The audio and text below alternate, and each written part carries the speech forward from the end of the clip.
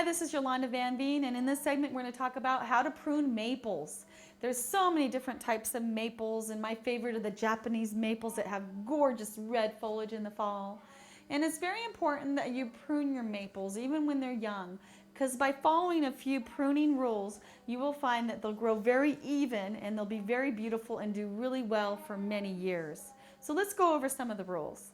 So when you're pruning any kind of fruit tree, the goal is to cut out a lot of the random branches towards the top of the tree, because those are usually the more fruity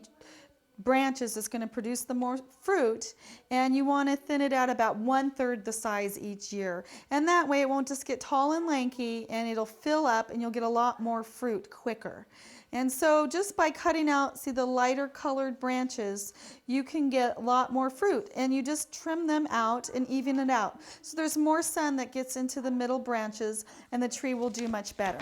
If you have a fruit tree that's been established and it's really tall and not producing fruit, and you have not pruned it very much, then you can actually cut out some of the top branches, and what you're making is called a vase cut. By doing that, you're forcing most of the growth back down to the bottom part of the tree, and you'll get a lot more fruit for the next year. So when you're pruning any type of a tree, you want to be really careful to cut it at the right angle. For example, if it's a large branch, you want to cut first at one side and then the other side, and then you're cutting that whole heavy branch off. Because if you just cut from one angle, it might actually hurt some of the bark and get into the main trunk. And you never want to hurt the main trunk, because you will lose a tree if it gets too damaged. And you don't want to cut it too far out either where the CD cut is, because what happens is then it gets too much moisture and it'll rot and there's too much dead material.